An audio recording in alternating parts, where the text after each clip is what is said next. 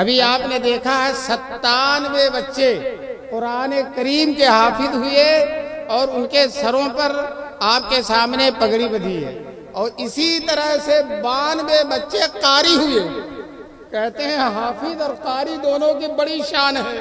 ہمارے گاؤں کی زبان میں کہتے ہیں نہ حافظ مرے نہ قاری سڑے، نہ حافظ مرے نہ قاری سڑے۔ تو نہ مرنے والے بھی ماشاءاللہ 97 ہیں اور نہ سڑنے والے بھی ماشاءاللہ 92 ہیں۔ اللہ تبارک تعالیٰ اس مدرسے کی عظیم خدمات کو قبول فرمائے۔ یہ بالکل صحیح ہے، حافظ اچھا حافظ ہوتا ہے جو عمل بھی کرتا ہے، اللہ تعالیٰ اس کا قبر میں بھی بڑا اعزاز فرماتے ہیں۔ چنانچہ چمپارن ضلع میں حافظ بادشاہ صاحب گزرے ہیں اور میں نے ان کی قبر دیکھی ہے، ان کے مدرسے میں بھی گیا۔ اسی طرح سے دستار بندی کا جلسہ تھا، کئی 100 لڑکوں کی پگڑی بدھی جی۔ تو حافظ صاحب کا قرآن کریم بڑا اچھا یاد تھا، 100 لڑکوں کو ایک ساتھ پڑھاتے تھے اور 10 لڑکوں کو ایک ساتھ سنتے تھے۔ اور کیا مجال ہے کہ کوئی غلط پڑھ کر چلا جائے، ایک کا سننا غلط، اس کو بھی سب کو 10 کو صحیح کر دیتے تھے اور کسی کو بھی غلطی پڑھ کر جانے نہیں دیتے تھے۔ ایک دن حافظ صاحب نے اپنے بیٹے سے پوچھا، بیٹے تمہیں قرآن کیسا یاد ہے؟ تو بیٹے نے کہا، ابا جس طرح سے لوگوں کو سورہ فاتحہ یاد ہوتی ہے اسی طرح سے مجھے قرآن یاد ہے۔ تو باپ نے کہا، بیٹے جس طرح سے لوگوں کو بسم اللہ یاد ہوتا ہے اسی طرح سے مجھے پورا قرآن یاد ہے۔ اور پھر حافظ صاحب کا جب انتقال ہوا تو رام گنگا ندی کے کنارے ان کو دفن کر دیا گیا۔ بہت دنوں کے بعد حافظ صاحب نے لوگوں کو خواب میں آئے اور کئی لوگوں کو بتایا کہ میری قبر میں ندی کا پانی آ رہا ہے اور جو ہے میری قبر یہاں سے منتقل کر دی جائے۔ بہت سے لوگوں نے خواب دیکھا تو لوگوں نے مشورہ کیا کہ چلو حافظ صاحب کی قبر کو منتقل کر دیا جائے۔ کھودا گیا قبر، ایک اعلان ہو گیا اور بہت سارا مجمع اکٹھا ہو گیا اور 33 سال کے بعد قبر کو کھودا گیا۔ کتنے سال کے بعد؟ 33 سال کے بعد۔ اور جو ہے جب تختہ ہٹایا گیا تو حیرت کی انتہا، حافظ صاحب بالکل تر و تازہ، آنکھوں میں تری، ہونٹوں میں نمی، اور وہ کفن بھی بالکل تر و تازہ، وہ جسم سے جو کفن لگ گیا تھا وہ بھی تر و تازہ۔ کسی شاعر نے خوب کہا ہے، امانت کی طرح رکھا لحد نے رود محشر تک، امانت کی طرح رکھا لحد نے رود محشر تک، نہ ایک منہ کم ہوا اپنا نہ ایک تارے کفن بگڑا۔ میں نے ان کی قبر پہ فاتحہ پڑھا، اس پر کتبہ جو لگا ہے اس پر لکھا دفن اول فلاں سن میں اور دفن ثانی فلاں سن میں۔ میں نے اپنی آنکھ سے اس کو پڑھا ہے۔ تو اس واقعے کو جھٹلایا نہیں جا سکتا۔ اللہ تعالیٰ قرآن کے پڑھنے والوں کا، قرآن سے شغف رکھنے والوں کا، قرآن کا حفظ کرنے والوں کا، قرآن سے محبت رکھنے والوں کا طرح طرح سے اعزاز فرماتے ہیں، طرح طرح سے اکرام فرماتے ہیں۔ دنیا میں بھی اعزاز، ابھی آپ نے دنیا میں اعزاز دیکھا، اتنے بڑے مجمع میں بہت سارے دور دراز کے علماء کرام تشریف لائے اور ان کے ہاتھوں سے ان کے سروں پر پگڑی بدھی۔ یہ دنیا کا معمولی اعزاز ہے، اور قبر کا اعزاز تو میں نے بھی ابھی آپ کو بتایا۔ اور حافظ قرآن کا میدان محشر میں کیا اعزاز ہوگا؟ حدیث ہے، رسول پاک صلی اللہ علیہ وسلم فرماتے ہیں، حافظ قرآن کو اللہ کے سامنے بلایا جائے گا، اللہ کے سامنے کھڑا کیا جائے گا۔ دوستو بڑی سعادت کی بات، اللہ کے سامنے کھڑا کیا جائے گا۔ سب سے بڑی نعمت اللہ کا دیدار ہے۔ رسول پاک صلی اللہ علیہ وسلم فرماتے ہیں، جب جنتی جنت میں چلے جائیں گے ساری نعمتوں سے ہم کنار ہو جائیں گے، حوریں، نہریں، محلات، پھول، خوشبو، طرح طرح کی نعمتیں۔ جنت نعمتوں کا مجموعہ ہے۔ خود حضور صلی اللہ علیہ وسلم نے فرمایا، لا عین رات ولا اذن سمیت ولا خطر علی قلب بشر۔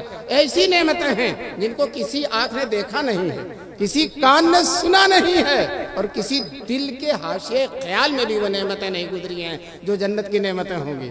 جنتیوں سے اللہ پوچھیں گے، اللہ اے جنتیوں، کیا میں نے ساری نعمتیں تم کو دے دی؟ کہیں گے، بار الہ ہمارے حق سے زیادہ ہمیں کو نعمت دے دی۔ اللہ تعالیٰ کہیں گے، ایک نعمت اور رہ گئی ہے۔ وہ کہیں گے، بار الہ ساری نعمتیں ہو گئی، کون سی نعمت رہ گئی؟ تو وہ اللہ تبارک تعالیٰ اپنا دیدار کرائیں گے، اپنی تجلی دکھائیں گے۔ کہتے ہیں جنت کی سب سے بڑی نعمت اللہ کا دیدار ہے۔ ایک حدیث میں ہے کہ ایک ہفتے میں ایک بازار لگے گا جنت میں، بازار دیدار الہی، اللہ کے زیارت کا بازار۔ اس بازار میں سارے جنتی چلے جائیں گے اور اللہ تعالیٰ کی تجلی دیکھیں گے۔ جب اللہ کا دیدار کریں گے اور اللہ کے حسن و جمال کی جس کی کوئی انتہا ہی نہیں اس کو دیکھیں گے تو اس کی وجہ سے ان کے چہرے پر نکھار آ جائے گا۔ جنتی خوبصورت تو ہوتے اور خوبصورت ہو جائیں گے۔ جب وہاں سے دیکھ کر اپنی حوروں کے پاس اپنے محلات میں آئیں گے، ان کی بیویاں کہیں گی بڑے میاں پہلے سے زیادہ خوبصورت ہو گئے، کیا بات ہے؟ تو وہ کہیں گے ہم اللہ کا دیدار کر کے آئے ہیں، اس بازار میں گئے تھے جنت کی جہاں اللہ کا دیدار ہوتا ہے۔ تو عورتیں کہیں گی ہم نے یہیں اپنے گھر ہی میں اللہ کا دیدار کر لیا، یہی دیدار کر لیا۔ دوستو اس سے ایک نقطہ سمجھ میں آتا ہے، عورتوں کو جنت میں بھی بازار میں جانے کی اجازت نہیں ہے، عورتوں کو جنت میں بھی بازار میں جانے کی اجازت نہیں ہے۔ مائیں بہنیں اگر سن لیں، آج بازاروں میں جتنے مرد ہوتے ہیں اتنی ہی برقع نشین عورتیں ہوتی ہیں نا، بعض دفعہ اس سے زیادہ ہوتی ہیں، اور چونکہ وہ سب برقع اور پہنتی ہیں، بہرحال شریعت کے مطابق رہتی ہیں، لیکن جب موٹر والے آواز دیتے ہیں، سیٹی بجاتے ہیں تو سیٹی سنتی ہی نہیں، ان کے جو ہے ایکسیڈنٹ بھی ہو جاتا، لڑ بھی جاتی ہیں۔ میں یہ کہتا ہوں کہ بازار میں جانے کی ضرورت ہی کیا؟ جب جنت میں بازار میں نہیں جانا ہے تو دنیا میں کیسے بازار میں جائیں؟ پتا چلا دنیا میں بازار میں جانے والی عورتیں اپنے بارے میں سوچیں کہ ہم جنت میں، ہم یہ تو میں نہیں کہتا کہ نہیں جائیں گے، لیکن میں یہ کہوں گا کہ جو ہے جنت میں جب بازار میں جانا ان کے شایع نشان نہیں ہے تو دنیا میں کس طرح سے بازار میں پھرے؟ آج میں بلریا گنج میں تھا، اتنی بھیڑ، مردوں سے زیادہ عورتوں کی بھیڑ۔ دوستو میں آپ سے بتا دوں، عورتیں صحابہ کے زمانے میں گھروں سے نہیں نکلتی تھیں، اپنے گھروں کے اندر رہتی تھیں۔ چنانچہ سیدہ فاطمہ جو حضور کی لاڈلی بیٹی ہیں، انتہائی چہیتی اور پیاری بیٹی ہیں، ایک کمرے میں رہتی ہیں، ایک کمرے کا گھر ہے، لیکن پوری زندگی کسی نے ان کو بے پردہ نہیں دیکھا، ان کے جسم کو بھی نہیں دیکھا، جو ہے اتنا پردے کا اہتمام کیا کرتی تھی۔ دوستو اگر خاتون جنت بننا ہے اور خاتون جنت کے نقش قدم پر چلنا ہے تو ہماری ماؤں اور بہنوں کے لیے بھی ضروری ہے کہ گھر ہی کے اندر رہیں، گھر ہی کے اندر رہیں۔ علامہ اکبر صاحب کا شعر ہے، حامدہ چمکی نہ تھی انگلش سے جب بیگانہ، حامدہ چمکی نہ تھی انگلش سے جب بیگانہ تھی، جب انگلش سے بیگانہ تھی تو چمکی نہیں تھی۔ اب وہ شمع بزم ہے، پہلے چراغی خانہ تھی، اب جب اس نے اعلیٰ تعلیم حاصل کر لیا تو محفلوں کی زینت بنی ہوئی ہے، اور جب تک اعلیٰ تعلیم نہیں تھی گھر کی چراغ بنی ہوئی تھی۔ بہرحال اکبر نے زبردست طنز کیا ہے۔ بہرحال میں بات یہ کہہ رہا تھا کہ جنت میں سب سے بڑی نعمت اللہ کا دیدار ہے۔ اب میں حافظ قرآن کا تذکرہ کر رہا تھا کہ اس کو اللہ کے سامنے کھڑا کیا جائے گا۔ بتاؤ جب اللہ کے سامنے کھڑا ہوگا تو اللہ کو دیکھے گا کہ نہیں دیکھے گا؟ اللہ اپنے سامنے کھڑا کریں گے تو اللہ کو کیا کرے گا؟ دیکھے گا، کتنا دیکھے گا؟ بڑی بہار ہوگی حافظ قرآن کے لیے۔ پھر اللہ تعالیٰ اس کے باپ کو بھی بلا لیں گے۔ ماشاءاللہ جتنے بچے حافظ ہوئے ان کے بہت سے باپ بھی آئے ہوئے ہیں، تو باپ کو بھی اللہ تعالیٰ سامنے کھڑا کر دیں گے، بیٹا بھی اور باپ بھی۔ اسی لیے میں حافظوں کے باپوں سے کہتا ہوں داڑھی اوڑھی رکھ لو، اللہ کے سامنے کھڑا ہونا ہوگا، اور اللہ کے سامنے کھڑا ہو گئے اور داڑھی نہیں، کھڑے ہو گئے داڑھی نہیں ہوگی تو بڑا شرماؤ گے، بڑا لجاؤ گے۔ اس لیے تم بھی داڑھی رکھو۔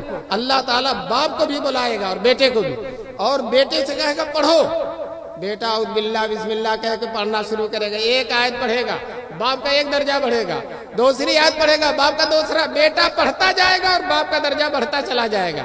وہ لوگ جن کے 6 بیٹے تھے، 7 بیٹے تھے، ایک بھی قرآن کا حافظ نہیں تھا، وہ کفے افسوس ملے گا کاش کہ میں اپنے ایک بیٹے کو حافظ بنا دیا ہوتا، آج میرا بھی درجہ بڑھتا۔ مسلمانوں موقع غنیمت ہے، بہار ہے، ایک طرح سے سمجھو کہ گنگا آپ کے دروازوں پر بہ رہی ہے، جگہ جگہ مدرسے ہیں، یہاں بھی ماشاءاللہ 1 2 3 مدرسے ہیں، اور تینوں مدرسے قابل قدر ہیں، تینوں خدمات انجام دیتے ہیں دوستو۔